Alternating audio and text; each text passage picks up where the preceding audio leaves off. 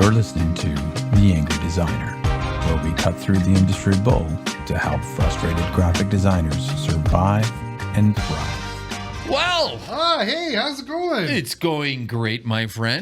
Can I pour you a bevy? I would like one of these. Today we are drinking something very special. It's called Look at Legend. Legend. Not legend. Legend. But legend. Legend. And, Legend, not you know, French. we were We trying to looked it figure up. out, it could be French, but not really. But the story behind here is that this amazing bourbon, take a look, pretty fancy. Look at that. Nice. So this fancy bourbon was actually comprised or made up from two bourbon legends. Okay, so these guys, the mix masters, they came together and to create one truly unique bourbon.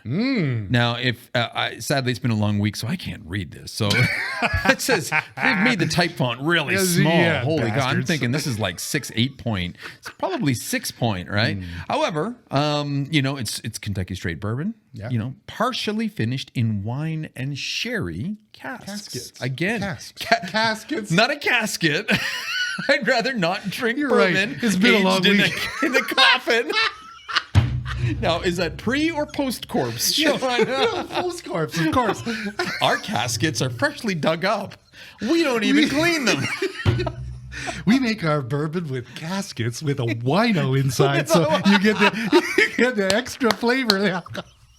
Oh God! Oh, Casks, people. I knew that was wrong when I was saying it. Cheers to you, my friend. Salud. Salud. God, It smells great. it's so dark. It's like my pee in the morning. Ew.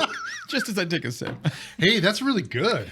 Wow. See, That's really good. so legend is okay. You see these two people they've come together to create something. It's nice. The nice little burn at the end. No, it's just like a. It's nice, it's warm. It's just like a. I know, right? Yeah. It's delicious. That is There's wonderful. so much flavor on this. I like that. Decent price. It's like a mid-priced. You know, it's nothing crazy. It's not in the high end, but you know, it's far from the cheapest stuff there. But it's really, really good. Oh, I like that. It is interesting, right? However, the mistakes on the label, of course, is they made that type too damn small. Accessibility, Bastards. people. Accessibility. Jeez. But yeah, no, it's very tasty. Yeah, that's really good. I like that. You know, and so I guess our topic today is similar, right? Because very we're much talking so. about something very legendary today. Yep. We're talking about the most awesome format, Yep. print, Yes. right? And Old again, school. legendary, old school. We're taking this back old school today. Yeah. This label, this brand, you know, and now the topic, right? All very legendary. Yes. This whole thing came about, okay? Yeah. Because we have been interviewing lately to add a new person to our team. We've been interviewing some kids straight out of college. Yep. Some other ones who've been at it for a couple of years, right? And horrible reality here. Okay. One of the questions on our interview, and we have a whole bunch, we have fun with our interviews, right? We really do. We ask a whole bunch of ridiculous questions just to gauge their personalities, see if there's a culture fit as well. And one of the questions that I asked everybody, I'm like, I'm sure you know this, but what does CMYK stand for?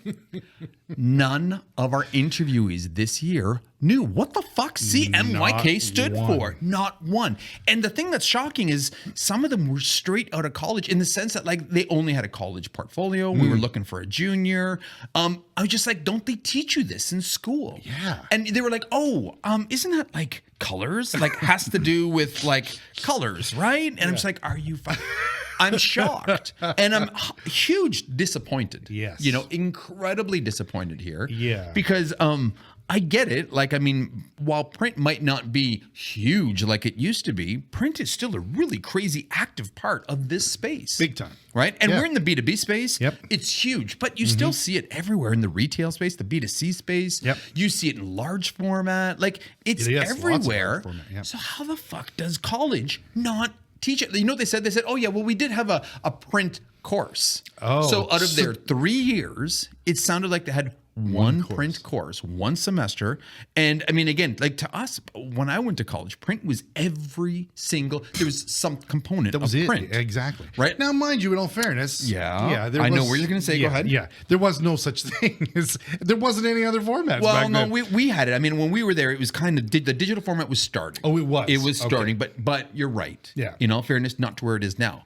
But to completely abandon this, absolutely ridiculous. At the very least, yeah, it should be mentioned a lot more often, not just in a course over a semester. It should be kind of baked into every project, should it Yes, not? absolutely, Like, it should be. okay, we're going to do this. You're going to do a brochure. If you're going to do, because I'm sure kids are designing brochures. Absolutely, right? So what's the end game with this? Do the professors just think, oh, well, put it out into the ether and see what happens? And I'm kind of disappointed because the professors, and I know some of the professors at that course, and they're older in the sense of they've been on the print side and now they've, potentially made it over to the digital side. Right. So the fact that they could, print and design have got such a rich history together. time. Oh, yeah. It breaks my heart to see that it's just like they couldn't answer the most basic question. What the fuck is CMYK? Wow. Right? Yeah. It wasn't until we were talking to a friend of ours, Dave Hopkins, Yep. who runs the Print Design Academy. You guys should check it out. He was interviewing us on his podcast, Yes. the Quickie Podcast. Yep. It's another graphic design podcast. Really good. And again, so he was actually telling us about his new initiative, the Print Design Academy, that he's been running for a bit. And basically that there's this component missing in education. And it's the print education, right? He's a print guy. He loves print. He educates print in his Instagram. Yeah. And then from there, I'm like, there's no way. So he's out in BC. Yeah. And I was thinking, okay, maybe those guys out there just don't have print. They're in the middle of fucking trees everywhere, but maybe they wanted to save them, not grind them up into pulp like we do out here in Ontario. And so I'm like, no, there's no way. But it wasn't, after hearing that and then interviewing the people we did, I was just like, holy shit, Yeah. he is so bang on. Yeah. I get it. Print isn't what it used to be anymore, but it's a huge hybrid between the two. Yes. Right? Yes. You can't run from it. Okay, our clients are B2B, right? And print is so active in the B2B world because granted, it might be only a third versus how it used to be 2/3 or 3/4. Yeah. But you've got trade shows, Yep. which have all kinds of print, large print. Yep. They've got, business cards, simple print, screen print, every kind of printing imaginable is Yep. being used at trade shows, Yeah. right? And how are these people graduating graphic design without knowing print? Huge disappointment. Yeah, Huge. big time.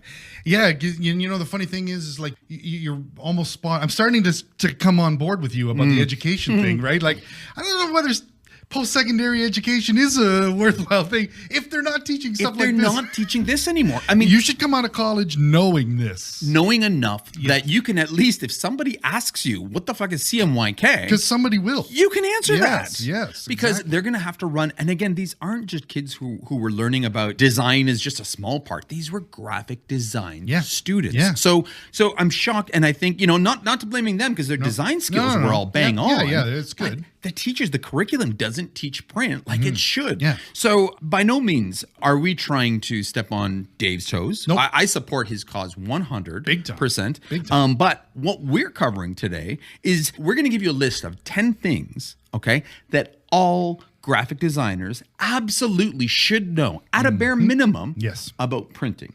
Okay, so if you're a newbie or you just kind of got into the space or a couple years into the space, this is totally relevant. Yep. If you've been doing this for 20 years, stick around for some of the laughs. I'm Yep. sure, this is good to brush up on, Yeah, right? And you yeah. can nod your head and be like, hell yeah, I I knew get that. that. I get that. Right? Yes, having been in this space for as long as I have, I'm still there's some things I'm learning here. So this is good. Wow. I know, right? Sean came from a newspaper Yes, background. exactly. So that's So- all print. Yeah. Well, it used to be anyway. Well, so, yeah, totally. So, So- wow, if you actually are kind I of was- tipping your hat to some of this. That's right. Yeah, it's been a long time since I've but yeah. That was right into the deep end. Yeah, Right? really. It But doesn't yeah, get any more. you couldn't not know what CMYK was Oh my in the God, newspaper right? industry. Jeez. So, yeah. It's like, the Heidelberg Press would literally reach out from the clouds and slap you in the head. If you're like, sorry, sir, sorry. How dare you? All right. So then, you know what? With that being said, Yeah. okay, let's start with the most basic of basics. Okay. CMYK versus RGB, motherfucker, versus Spot. Okay.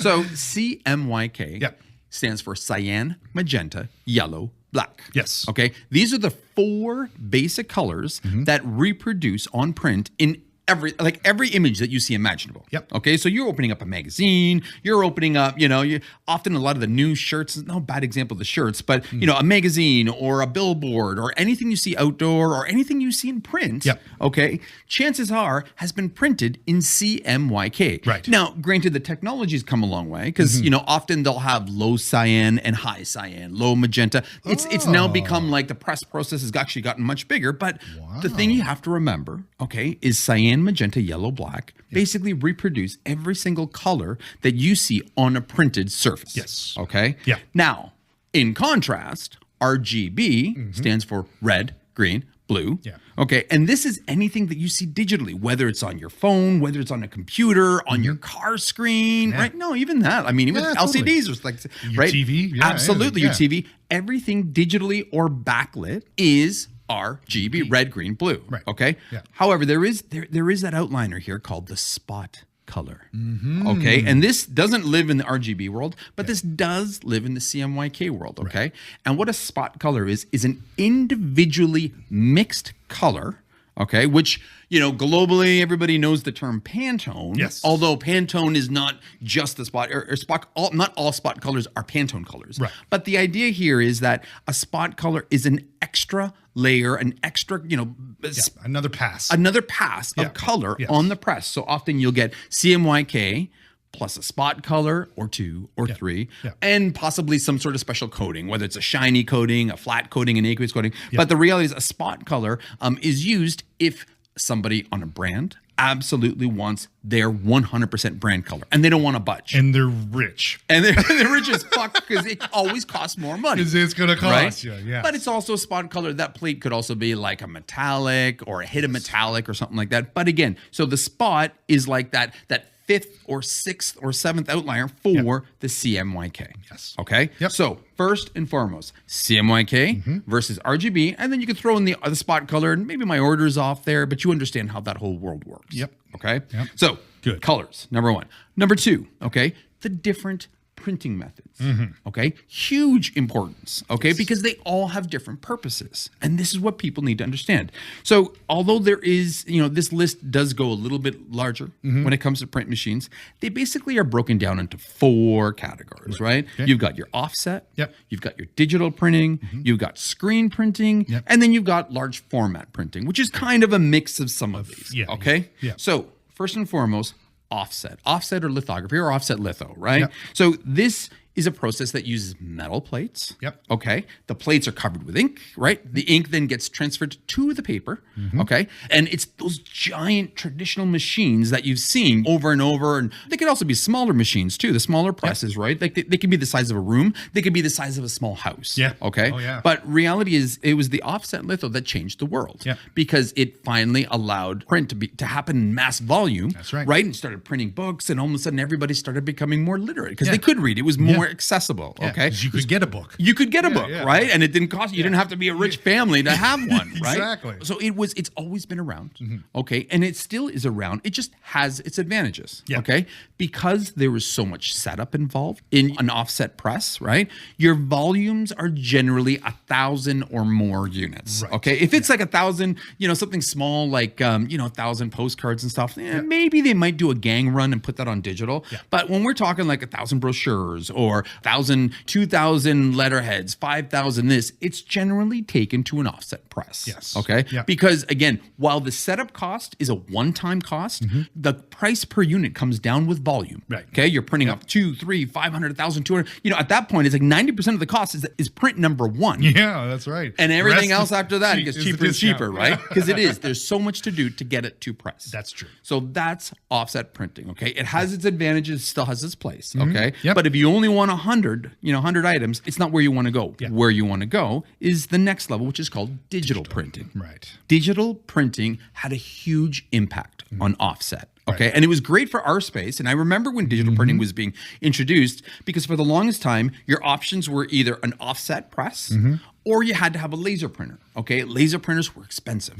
Okay, to run, if you wanted 100 units of something, man, every page would cost you like $3. It got really fucking expensive, right? And you could only get up to an 11/17 size, right? A tabloid size. That's right. So when digital printing came in, it was basically like a large laser, right? It could do better quality stock, right? It could do lower volumes. And granted, the cost per unit still was higher than offset, but you didn't have to print 1,000 at a time, right? If you had a trade show that weekend and you only needed 50 of something or 100 of something, it made the overall cost cheaper. Yep. Okay. So while 100 of these, postcards or 100 of these brochures may have cost you $300, if you had to take it to offset for that same show, it would cost you $3,000 and you'd be stuck with 950 after the show that you'd never go through. Exactly. And this was a common thing, right? You'd have boxes and boxes of printed stuff that you'd never use because everybody would then, they would always print more, right? To get the price down. Exactly. And they would just sit there. You'd have boxes that sat there for years. I'm like, that's why you see printed shit for years after, right? So digital printers, they use inkjet or sometimes lasers, but the idea is it basically puts this, not ink, but like this funny kind of application, or it's not real ink like offset ink, but it puts it on the paper, right? Uses it. So it's very much like a large laser printer, if I had to put it that way, right? But again, the nice thing about digital printing, okay, that offset struggles with is you could also number items, right? Like that was the big thing, that you could do variable data printing on a digital press. So you could customize, if you had 100 mailers that went out or 1,000 mailers, okay, it might cost more, but you could, because you could print with an Excel file attached to it, every one could be personalized. So you'd get a postcard. So when you get a postcard in the mail or junk mail and it's got your name on it, it's digital printing. Right? Because they are actually putting your name on it, right? So it has its advantages, of course, right? But ultimately, the advantage, quantity. You can go smaller. Can't go that big, because often I still think that the biggest sizes I've seen is like 20 by 30 inches. Like they're not massive, right? So you have to get creative. But there is, so it has a place.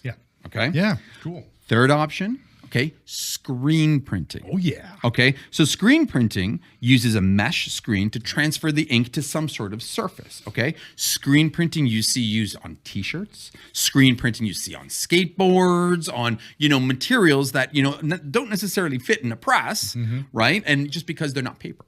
Okay, you can do screen printing on paper because often posters, band posters and stuff. We went to Hatch in Nashville. I should have worn my shirt. Right? Oh, you should have worn your Hatch shirt. So we went to Hatch Printing, which is one of the oldest printing presses in Nashville. And they were screen printing, right? So what did they say? They only had up to 4 colors on a poster. Okay. And again, so what it would do is it would actually, you'd have your screen, you'd have your basic cutout on the screen, and then you individually are pulling ink across that screen to stick on the paper. So it's great, but it's limiting, of course, right? Because high volume, it doesn't do very well. Forget it. Yeah, you'd be there all friggin' week doing it. I wonder what happens when you have T-shirts in like the thousands. That's interesting, right? Because that's, they're screen printed, but I don't know enough about that whole world. I know the small print shirts runs, right, of a couple hundred units here or there. I wonder what happens when it's mass volume. I would assume that there's probably the same process. Some kind of mechanical item that swipes this all. There's got to be some But it's got to function the same way, right? Oh, yeah. The difference is screen printing utilizes mostly spot colors. Right? And there are spot colors layered on top of spot colors. So that's why T-shirts like this, like what Sean has, a very distinctive look to them. Okay? So that's screen printing. And last but not least, you have large format printing. Okay, now questionable if that fits into this world or not, but the reality is we're dealing with large format printing all the time. Whether you're doing banners that are sitting in front of somebody's business, whether you're doing a sign, whether you're doing a wrap for a vehicle, large format printing has its place in all of this because it's different enough that people need to know what the hell it is. So large format printing is great for billboards and for signs and for vehicles and or the wraps that go on the vehicles. And basically, it's just like a really big ass inkjet printer. Okay. On different, materials, whether it's vinyl, whether it's paper, right? You can get really creative with this stuff. The color is fantastic because you can get specialty inks put into these things. They can cut them themselves, right? Like they can actually have built-in cutters, so you can get the right size and shape. But the thing is, it's suitable for big applications.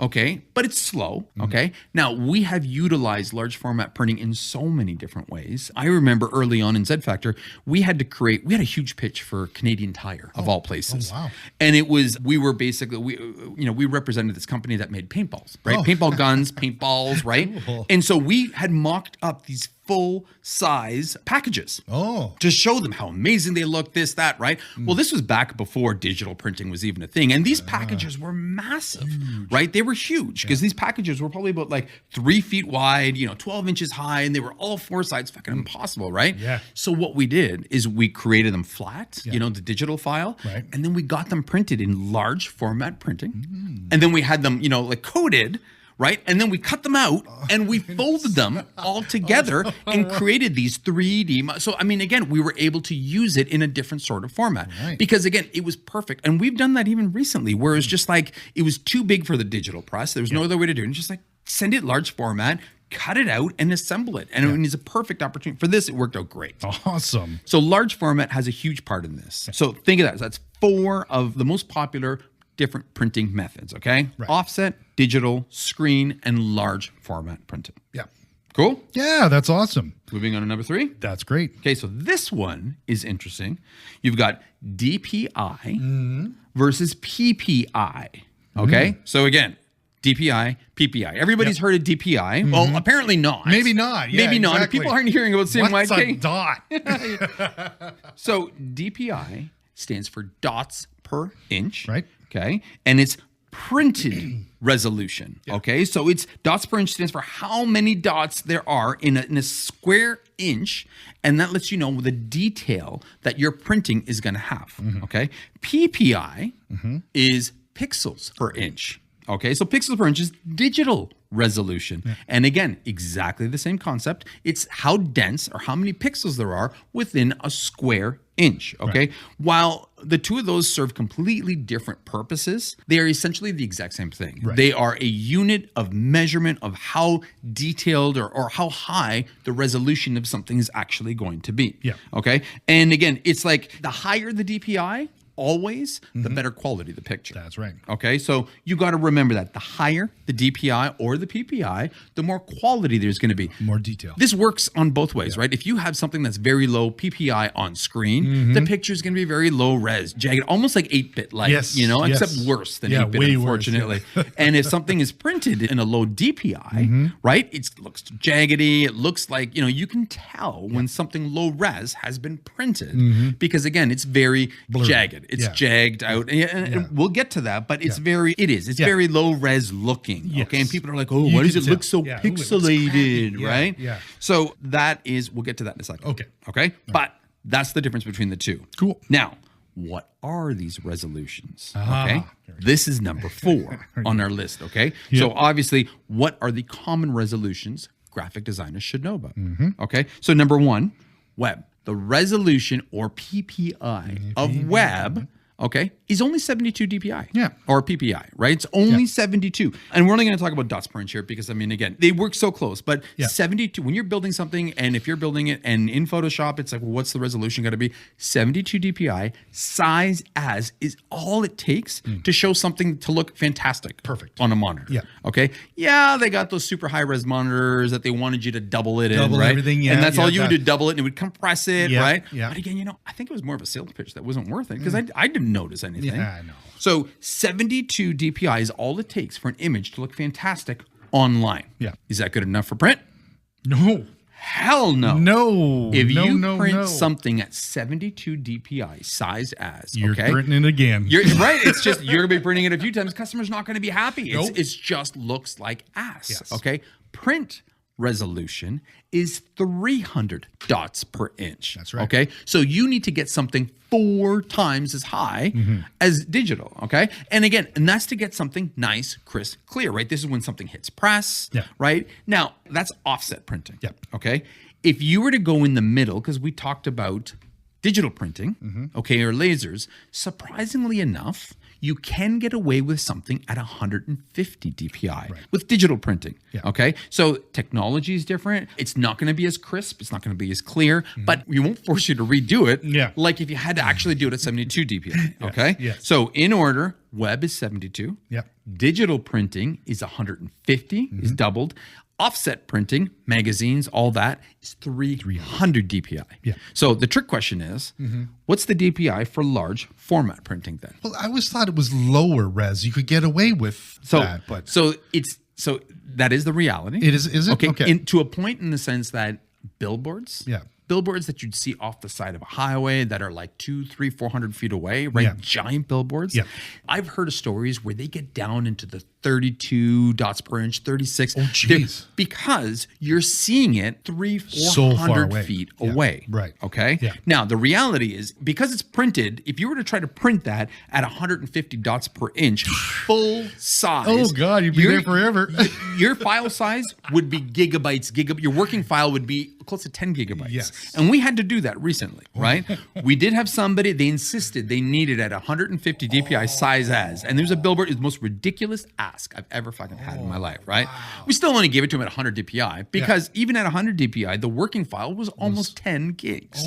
Okay. So in that sense, but because it was, you were seeing it from 30, 40 feet away, it's a different story. Yeah. We had another customer, however, okay, who we were building their trade show booth for. Now, with the trade show booth, people were going to be walking up to it within 12 to 24 inches. Okay. So there's the because difference. Right. because now we're closer to it, Yeah. we had to make it a bigger file. It had to be a higher DPI because again, if it's too low res, that's fine if you're 10, 15 feet away. Not a big deal, right? but yeah. But because they were so close, we had to build. So where I'm getting with this is large format, it's variable. Yeah. Okay. And the reality is you have to take into consideration how close somebody's going to be to the actual Right. printed piece itself. Right, yeah. Right. Now, billboards, you can do 72 DPI, Yeah. believe it or not, Yeah. because you're not going to see a billboard closer than 30, 40 feet. And from that distance, it'll look fine. It looks great. But if you're at a trade show booth and you're walking up to a banner stand or something, that banner stand has to be at least 150 DPI. At least. Yeah. Banner stands. Yep. Okay.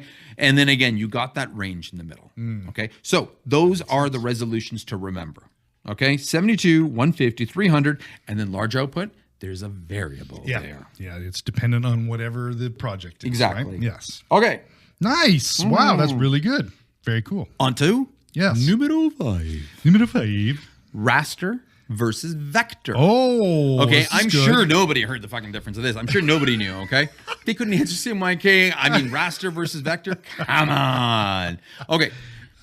The difference between rasterized images and vector-based images. So vector-based images are usually what is created from Illustrator, right? Perfect example, right? Yep. It's line art, you can layer it. It's generally solid. You can put gradients and all that. But the reality is you can take an Illustrator object, okay, and you can make it as small as, to fit on a quarter. Yep. You can blow that bad boy up to fit in the side of a building. Yep. And It'll be the still, same. exactly. Yep. It's still crystal clear. It's perfect. Because I guess the way it works is it's like mathematical and it's actually recalibrates and rebuilds the thing no matter what the size is, right?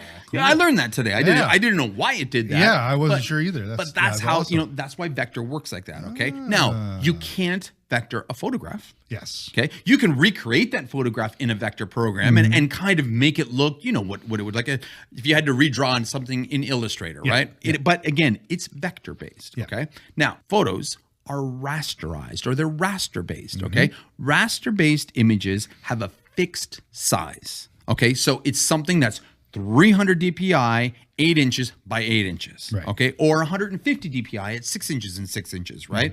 Raster-based images has a fixed size and DPI, okay? Now, what happens when you take a raster-based image and you stretch it, okay? Well, again, if you leave it as size as, it'll be fine. Nothing happens to it. It looks beautiful. If you all of a sudden enlarge it 100%, 200%, 300%, it starts becoming jagged. It starts looking like a low-res image that you found online and you zoomed in like 2, 3, 500%. That's what's called rasterizing. Right. Okay. When an image is rasterized and you're zooming in, it's like, it's because it's too low res to fit. Right. Okay.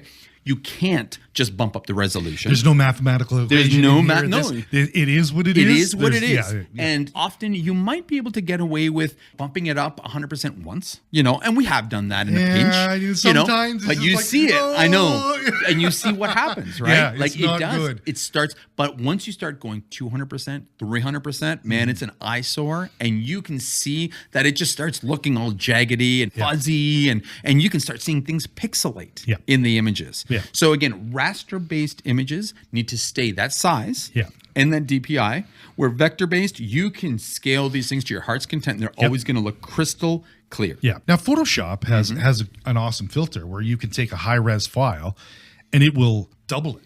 Like it. So no. So the beautiful thing about AI now, it's their AI. There are a lot of websites out there that you can put a low-res image in there, and it'll turn it high-res. And it'll turn it high res because it basically recreates it. It fills in the blanks because it knows what's supposed to be there. Okay. So that's cheating. Yeah. That's not necessarily intentful for this conversation, because again, what we're going of, it is possible though. And we've used it in a pinch. Yeah. Not in a pinch. We use it regularly because what happens? Customers send you something like, well, here's an image of our president on the golf course. Yeah. And it's in Word. And she's like, okay, well, I can't really do much with that raster-based image. Thank you very much. So then you can take it into this program. You can bump it up, and it actually does a pretty good job for that, right? Yeah. It does, but it gets to a certain point where it starts looking a little fake. And you can start seeing where it fills in certain parts, right? Yes. But often we'll get logos that way in Word, right? And it'll be, and just as soon as you know that something's being delivered to you in Word, 9 times out of 10, it's not an SVG file. It is a raster-based something or another that you have to then take and recreate. Exactly. So exactly. The meme painful. is true. Yeah, the meme. There's so much truth to that meme. All right. So that's the difference between raster and vector-based images. Cool. Okay. Yeah. So now, how do you on to number 6? Okay. Now that you've got all this amazing knowledge that you're learning and it's building and it's building and it's building. Yep. Okay. Yep. Now we're gonna just give you some ideas on how to use file types with all these. How do I save these? How do you save these? Let me tell you, Sean. All right. So first things first, I'm sure everybody's heard of a TIFF file, okay? Yep. TIFF stands for Tagged Image File Format. Oh, don't worry about that. You'll never need to know that. I've never asked anybody to tell me what that acronym stands for. I always thought it was the Toronto International Film Festival, but of course. Wasn't that only one F though? I think it was. It was, right? Yeah, so but it had 2. It's the film festival. I know, right? So it should have been TIFF. Should have been 2, right?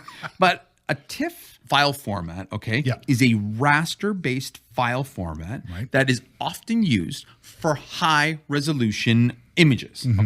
Because there's a fantastic compression technique there, right? LZW or whatever compression that can actually take a giant file and render it down small, similar to how a JPEG does. Okay. Now, JPEG is also a raster-based file format, but because the compression there is so extreme, it deteriorates over time, where a TIFF won't. So a TIFF traditionally was how images were saved when they were photos or anything like that. Actually, when they were photos of some sort or another. Okay. Now, you also have EPS. Okay. EPS, is known as encapsulated postscript. And this is generally what is saved out of Illustrator. Right.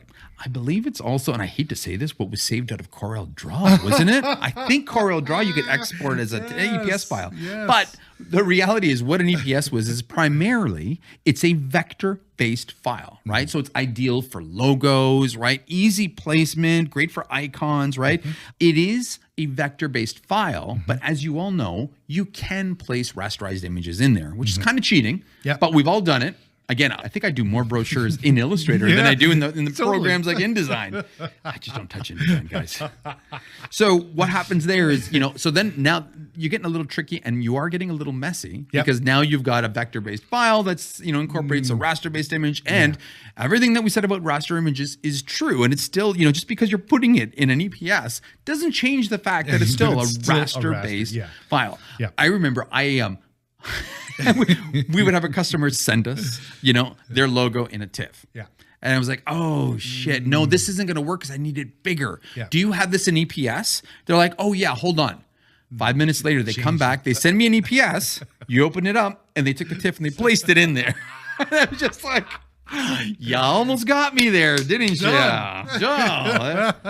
So unfortunately, regardless, an EPS has its place, Yeah. right? And a raster shouldn't live in there unless you understand how a raster actually works. Yeah. Okay. Yes. I think there's also the fact that EPSs can contain spot colors, which is important because again, when you're setting up a certain file for press, if a customer has a specific spot color, It keeps it. it keeps it, and then you can assign a spot color, and it'll keep that. So when they're creating the plates, Right. then it's always there. There's a fifth plate there for it. Absolutely. Okay. Gotcha. And then last but not least, you've got PDF. Okay. So these are the three basic. Okay. This isn't for everybody, but these are the three basic. Okay. PDFs stand for Portable Document Format. Okay. And it's kind of like the granddaddy of this all. It keeps everything in place. It's, in my opinion, the most preferred file format because it preserves fonts. It preserves images, right? It keeps vectors in place. It's when you save an EPS with all those images as a PDF, when it goes to press, okay, it's a lot more accurate representation of the original design than what an EPS would do, right? And the nice thing about PDFs is it works across so many different platforms. It's usually accepted PCs, Macs, RIP files like PDFs. RIP files can extrapolate every element on its own. So it's generally the safest format to hand things over with. It's not magic. Yeah. If there's a raster-based image in there, right? If it's shit in, it's shit out. Okay? Famous saying, shit in, shit out, right? Same with the EPS. But again, the PDF has got so many more advantages. And generally, it's just good practice to save as a PDF, right? And even as a vector-based image, even though you can hand something over as an EPS, however, some people's computers can't open an EPS, but almost everybody's computer can use a PDF one way or another. That's right. Okay? So TIFF, EPS, and PDF. Okay. So that's number 6. Beautiful. Number 7. Okay. Something very, very important that every graphic designer should understand. Do you outline fonts? Do you embed fonts? Or do you just attach fonts to a file? Wow. Oh my God. Back in the old days, you had to attach. Isn't that funny, right? So as you know, you will download a font from Google and it comes in like a TTF file, right? And you're right. In the old days, we would actually create the file. We would pull in, here's the EPS, here's the raster-based image, and here's the font, right? Because the font wasn't always available across the board. Just because I had a cool font that I downloaded doesn't mean Sean had it or the print shop had it, right? So there are advantages and disadvantages to each, okay? You didn't want to be that guy, the film or the film house guy came to you and said, we don't have this such and such a font. And you're like, damn it. Big amateur move there. Big amateur. We've all experienced it. Everybody's been there. Do you know what the funny thing is? I still have that happen here internally. No. Well, because sometimes people get, coming up with concepts. They turn on the Adobe fonts, right? I'm going to use this font from Adobe. Well, I don't have it turned on. And for whatever reason, because Adobe's so damn reliable, it never seems to work on my computer, this stupid Adobe font library. So I'm like, can you send me the font, please? And again, people have to attach that font. Okay. Now, that's attaching the font. Now, this would all be resolved if they outlined the font. That's right. Okay, so outlining, what it means when you outline a font is you actually convert the font to an object. Okay, so you get rid of all the font properties and boom, then it becomes just like a logo. It's a vector piece of art. You can scale it, but it's in place.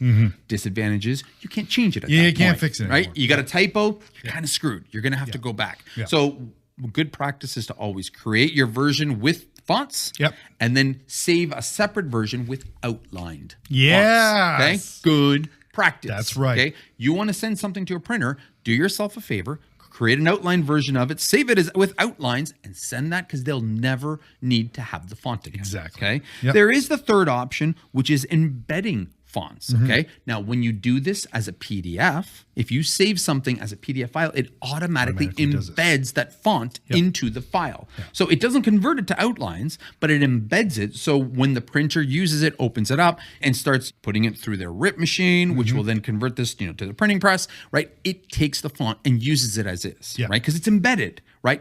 Good format, good practice, Now, again, how do you know which one you want to do? Okay. The answer is it depends on the desired level of editability you want to pass on. Right. Okay. So again, if you want to give them and the final output the ability to edit stuff, Okay. You want to make sure that you give it to them in the easiest format that they can edit, which is probably attaching the font. Yep. Right. Because again, if you embed it into something like a PDF, well, not everybody can edit a certain font in a PDF because it's tricky, right? Yes. It's not ideal. Yes. Okay. So they'll have to open up your working file and change it there. That's right. So in that case, if you're handing over a Word or an Illustrator document or a Photoshop document that still has text in it, and you want that text to be editable just in case to cover your ass, attach that font to that file. Exactly. And as soon as you hit outline, Yeah, it's a disaster. Because you're doing your basic one font at a time. You're deleting and manipulating. Yeah, I've done that. I know. I did it yesterday. I was like, I was cursing every minute. Why the fuck did I do this stupid outline and didn't save it as a stupid file and I know better? This was literally my day yesterday. I do that all the time too, and it's just like you're like, fuck. I know. Why did I do so that? I'm making up fonts. This is the word, and so I'm going to grab a letter from here and a letter from here. Yeah, I know. That's the worst. Not perfect. And you know the funny thing is Adobe makes it so easy with the collect for output. You know what I mean? Like it really does. Illustrator does it. It's great. So literally, you just press a button and it folders everything up. You know what I mean? Including the font. Yeah, including the font, which is really good. So, like again, when back in the old days, you'd have to go through your fonts folder, find the Helvetica, and copy and paste it over, and then send it. It's so true, right? Yeah, I know. It was just like, so this is so much easier. The good old days. So again, so number 7, outline fonts, embed fonts, attach. The answer here that you should know is it depends completely on how much editing you want to pass on to the next user. That's right. All right. It goes for that raster-based a picture that you put in there too, right? Man, 100% that does. You want to embed that motherfucker in there too. You do, right? Because the guy's going to open it up and it's like, file is not there. If you can't, right? Yeah. If you don't embed that image file. And again, like you said, if you do collect for open, it does that automatically. But you don't want to open something up and all this is like missing this file. Yeah, that's square. And you know what it does? Or it puts the preview version, which is low res. Horrible. Right? Yes, that's right. Remember, Quark used to be horrible for that, right? Oh, that was the worst. Because it would be like, oh no, and you'd think it's there because it always showed you a preview in low res, and then you'd print it, and it just came back looking like ass. It's like 1,000 copies later. I remember I used to have boxes at home for the kids of paper to use, which was old print screw up runs. It's like, oh, there's 1,000 I got to reprint. Might as well turn the other side, kids. Yeah, there you go. And kids, they're so damn selfish. I don't want to use the back side. It's used. Shut up, kid. Just use it. Just draw on the back of it. That's hilarious. Yeah, Totally. You put put it to good use. Yeah, right? All right. Number 8. Okay. Yep. Trim versus bleed versus safe space. All right. Okay. So these are 3 extremely important terms that you have to understand. Okay. So the trim size is is the size of the paper, and you'll always see the trim line. Yeah. Okay. So you know, no matter what, this is the size of the paper. And I mean, this is generally the size of the artboard. Right. Yes. Okay. Exactly. So you create the artboard, the edge of the artboard is the trim of the paper. And we'll say 8.5 by 11, just for argument's sake. Okay. Yep. Now, then you've got the bleed size. Well, let's say that, your piece of art isn't white. It doesn't have a white background. Right. You're using a solid color to the edge, or you're using an image to the edge. Right. Okay. Well, if you take that piece of paper then, or that file, and you send it through, and it's 8.5 by 11, and they're printing it edge to edge on an 8.5 by 11 print, well, what's going to happen is there's going to be slight shifts to the left, to the right, to the up, and they're like a 1/16 of an inch. They're so small. Yeah. But what happens is you get printing pieces back, and you can see a white strip on an edge or at the top. And I mean, nothing looks cheaper than when somebody sends something to print, and you can see a little white edge. Right? Because the image wasn't set properly, or the color wasn't set. This is when bleed comes in. Right. Okay. So bleed is you have to take that image and you have to stretch it 1/8 of an inch over each edge of that trim sheet. Right. Okay. So now when they do trim that sheet down, or when they print it, right, it's going to have that you will get rid of that mysterious little white thin line that's all around the edges. Right. And I hated that. Yeah. So you can think of that as, the trim so I guess the order would be bleed would be outside. It gets trimmed down to the trim size. And then you've got the safe area, right? Because when you're printing stuff on offset, there's so many variables that happen. Pages can shift just a hair one way. Paper actually stretches going through a press, right? Yeah. So, things will shift a little bit here, a little bit there. So a safe area is generally about what, a quarter of an inch or an eighth of an inch from the edge inwards. Yeah. So you've got your safe area, then you've got your trim area, which is a little bit outside of that, and then you've got your bleed, which is even further. So the safe area is basically, even if things shift slightly one way or another, you're still going to be safe, whatever you put in there. That's your critical stuff. That's your phone numbers. That's your, your copy, anything that you that's critical for the piece itself. Okay. So you got to remember those. And things like that will go to the edge kind of thing, to the bleed. Yeah. Absolutely. Absolutely. Right. Yeah. So those are the three. Now there is a fourth part to this. Okay. I'm just throwing this as a surprise. Something called registration marks. Okay. So when you actually see, your bleed and you see your crop marks on the outside, right? The crops look like the little L shapes, right? And it's the crops signify, where the paper is going to be cut. Okay, so you know how to work with it.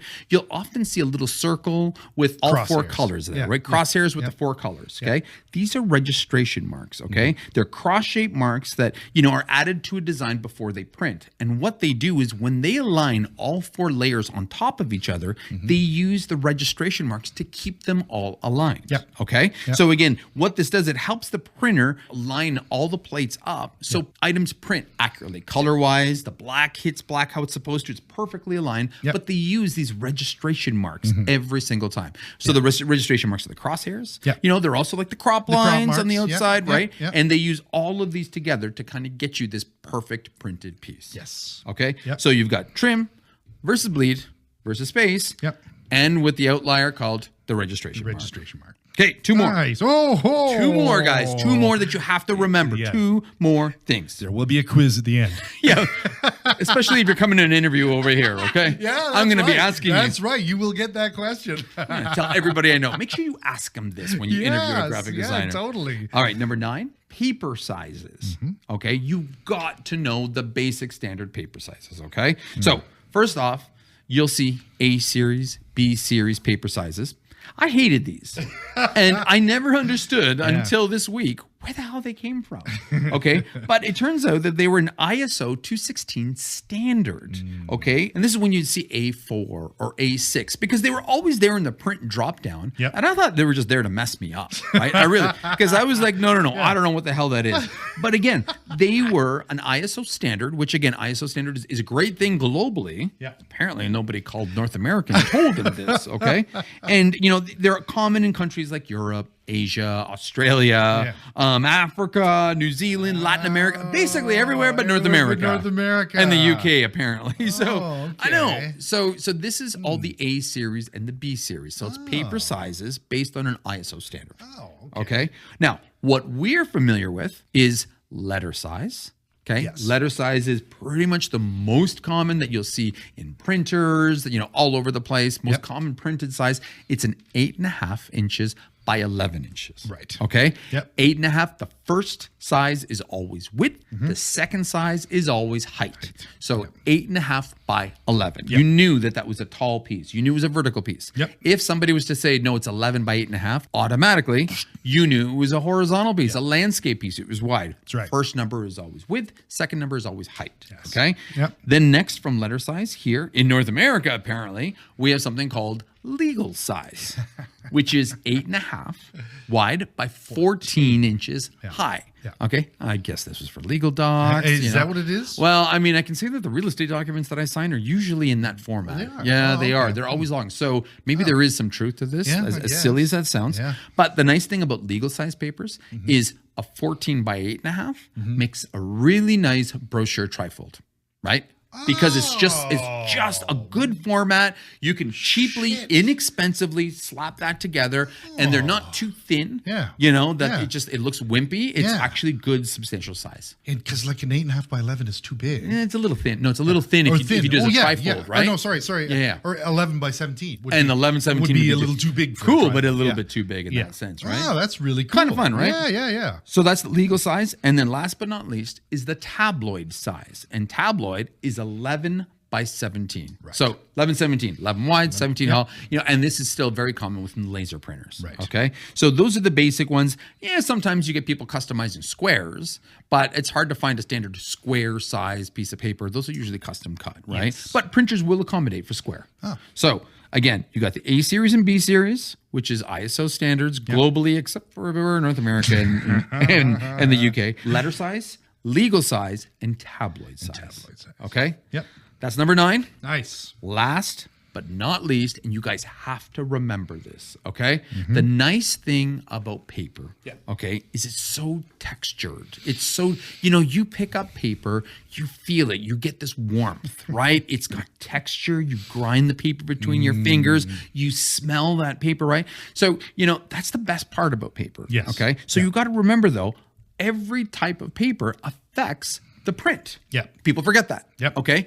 You can get coated paper, which is, it's got coated, it's shiny, and boy, does color pop on that, right? Uncoated absorbs the paper. Colors get flat on that, right? You've got satin, which is a nice in between, but things don't shine on satin. William Shatton. I mean, You sound like Sean Connery there. But it's true, right? Like satin paper, it's got a nice look to it, but still colors are very flat, right? So again, there's so much, and then you've got different qualities of paper, right? Some are thicker, some are thin. So you have to understand that every piece of paper affects the final outcome, the final output that you're printing on, right? Whether it's at a laser printer, whether you're taking it to a small press, a laser press, even large output. You get different paper stocks or vinyls, and it changes how something's going to look. So make sure you understand what kind of paper you are requesting things to be printed on. That's the thing. When back in the old days of the newspaper, you used to do a beautiful ad for the client. Everything looked great. God. And then shit all over newsprint. Right. Like newsprint is the worst. Just like it just goes It all really over. was, It was right? terrible. It Oh was just my like God. this piece that you're so proud of, and it just looks like crap in the paper. Right? And you'd get that really great high resolution of what? What was the resolution? 150. Like 30? Was it 150? Yeah, it was pretty. But, And it was but this halftone was stuff too back then, right? Yes. Yeah, see, that's an art form. Now that's just trendy to put halftone effect on something. I know, right? But that's how things were printed how before. Things were printed back then. Yeah. That's a whole. It's that was crazy. before my time. I know, right? But yeah, so you're right, absolutely. And you look like our business cards, the nice thick paper. It looks so good. Oh my God! Right? Really, if there's an 11th to this or a 10B, it's also weight. Paper. Understanding weight. the paper weight of this, the stock itself, right? Because you do have you got 8 pound, you got 10 pound, you got 12, but then you've got the points, and you got card stock, and that's the whole thing. And we probably should have covered that a little bit more. But ultimately, part 2, you've got card stock, right? And you've got what? The bond or just the regular paper, right? Yes. And like again, this kind of stuff. yeah, exactly. I mean, those are the two. Generally, I put everything on card. Yeah. When I send anything to print, I go card, and I go thick, heavy. Yeah. You Even like my the big business thing. cards I are know. like I like 20 points. They're huge. They were like weapons. The best ninja stars. Yeah. Totally. Oh, damn. But yeah, card stock is generally what you want to stick with almost everywhere. Yes. Cool. All right. Well, and again, you know what? I know a lot of people probably dropped on this, podcast early because they're like, I know all this stuff. Probably. But the reality is this is so important for every single graphic designer to know. Because again, even though you might only touch print 5% of the time, 10% of the time, 15% of the time, it's an important part of the space. It totally is. And this is the thing. It's like we're talking to our buddy Dave. Yep. There's a resurgence with this kind of hands-on, old school printing. With the letter types and all that kind of stuff coming back. Right when we went to Hatch, that's all they did. Right? Hatch is still in business. Still doing They do this stuff. huge name stuff. Yeah. So I mean, this is an art form. It is an art form, and I don't think it'll ever go away. You know what I mean? And again, there's always going to be the difference between print and digital. No matter what, digital is cool, it's convenient, it's the world that we live in. Yeah. But dude, there's something so analog about paper. Yes. Right? Yes. It's warm. There's something about picking up a magazine, flipping through it. It's the experience because it's so multi-senses. Yes. What are we getting right now? Right? We get sight, visual, sound from digital. You're looking, you're hearing things. It's sometimes really fucking annoying if you're on TikTok on a regular basis, right? It's just like there's so much short form stuff. But you know what? There's no short form in print. No. You have to pause and appreciate everything you've got. You're reading line after line. You're observing the images. You're Yeah. flipping the page. Yes. You've got the same experience, but it's so much more tactile. So much more. Yes. It just touches the soul. Totally. And it's like those old Volkswagen brochures. Oh my God, I love those They brochures. were beautiful. It's Yeah. like, great artwork, that classic that goes hand in hand with the print, the actual printed page. You know what I mean? You can see that digitally. Absolutely. And it doesn't resonate as well as Absolutely. it does you holding it with this classic So mid-century kind of design Oh, I stuff, right? totally love that. So I think that will make a comeback. Print And is coming back. It Will will. it ever be? The thing you have to remember is back when we started, it was the only It was thing. the only thing. Yeah. And now digital is so huge, and there's so many advantages to digital, unfortunately, because it's quick and turn around and you can change things on the fly. Yes. But it kind of goes with that whole world right now, which, we can't say is necessarily a good thing. No. Because you can appreciate print a lot more. And when you're at a trade show, people aren't saying, here, QR code this. QR codes are always on a printed piece. You know what I mean? And they take you off They of that are. print. People do still appreciate Yes, print. yes. And whether it's a banner stand, whether it's a trade show booth that obviously still needs print, Yep. or whether it's brochures, Car wraps. flyers, car wraps, You know what I mean? menus Yeah. for restaurants, Yeah. right? There's a time and place for it, and it's to every graphic designer's best interest to know this shit. Very well. So Yeah, by very all true, very means, true. check out our friend Dave. Right? Check Yes. out the Print Design Academy. Design Academy. Okay. And Amazing. check out his podcast, The Quickie Podcast. And it's actually a graphic design podcast, despite the name, The Quickie. Everybody loves a good quickie, right? So that's why you should listen to that sometimes. It's pretty funny. Sure left me satisfied. Oh my God, that's amazing. But God. check out what he's got in place. Get signed up and just follow him on Instagram. Again, it's really cool, and it's such a good mission. All designers big time. need to have this, Big and again, time. you can appreciate it that much more. Yes. So, all right. Yeah, and there's really, as an old man ranting here, there's really no excuse for students coming in here not knowing this kind of stuff. Oh. Isn't that terrible? I hate to say that, but it's just true. kind of like It hurt Yeah, because that's- print, and I get that print. we is- use that still We do a lot. A lot. Yes. Like we're still prepping stuff for Yes. print. We're still understanding the basics. Yes. When Illustrator has more than one color mode, people. it actually has a CMYK option. It does, and it changes things. Yeah, a good it deal. really, really, really does, right? So you guys got to understand this and be prepared for it, because man, it's to your best interest. That's 100%. right. And exactly like we said in earlier podcasts, you make yourself indispensable. Absolutely. Because you know how to do this stuff. Because when a client with their fancy new RGB logo with these bright ass colors get a print back going, what the fuck Why? happened? Oh my God, I hate that, because everybody's know. creating these logos I know. with these RGB or digital only colors. Exactly. And they're because pissed off. because there's no forethought to the printed piece anymore. Yeah, right? it's, the first thing you need to ask is, are you ever going to print this? Are you ever going to do you this? going to print it on the side of a building, on a Chances car? are, yes, What- you are. Yes. So you really do have to You think do about need this. this kind of stuff. Yeah, absolutely. And I think you mentioned it. It's like a third of things, maybe. You know what I Yeah, mean? It's yeah, not. yeah. It's not high Well, it depends priority the industry, anymore. though. Some industries are a lot more print. This right? is true. That's true. Yeah, It's incredible to believe that some. I mean, look what I was reading before, that giant catalog. Yeah. Right. Yes. And I'm not going to tell you what it was for, but it was a giant print catalog. It was just industrial supply crap. It was really boring. I'm not gonna lie, but I wanted to leave you in suspense. Good old push cards, shells, packing paper. Oh, that gets me hot. It's so hot. It's so hot. Oh shit! But I mean, again, they spend a fortune on that This is catalog, true. right? And you still get it. Yeah, Right. yeah, it's it's probably been absolutely delivered true. here for years. It right? has, right? Yeah, And exactly. it's true. The shit still exists. Yes, so. we will always crave holding something. Yeah, a absolutely. printed page. I think. Absolutely. So this is good. This is a good thing. But we really, we should be aware of what goes into the print Absolutely. at the beginning stages. Cool. Yeah. All right, buddy. Yeah, that was really good. Well, I mean, It's an again, it interesting was a one. little educational. Yeah, A little I learned something. educational. Sean learned something. I know what A4 is for. A4. Damn it! All these years, and I thought they were. Prince. I thought they were just fucking with me. Yeah, you're looking at this. It's like, what the hell is A4? is A4? Who would What even is use this A6? shit? Why is this on here? I know, right? My God, hi. There you go. Now I know. ISO 216. Do you think there's people in Europe going, what the fuck is this 11 by 17? What is a business?" letter? Hey, letter size. Jeez. Probably, yeah. I would guess. Definitely there is.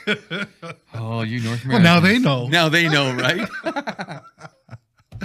All right. Well, I hope you guys got something out of this. You know, leave us a message. Let us know if there's anything. Hit us up on Instagram. We're pretty active there. You know, we're hitting up with people. We're hitting up responses, but we're also pretty active on YouTube as of late, right? So, you know, we've got some short form stuff. We've got lots of long form, you know, and it's growing. So hit us up over there, and you can see, you know, these. I don't even know what to call us, Wonderful. but you can actually. Get a look at what we got going on here. And then you get like, go back to the podcast. Go back to just listening to them. All right, everybody. My name is Massimo. Hey, my name is Sean. Stay creative. And stay angry. Peace.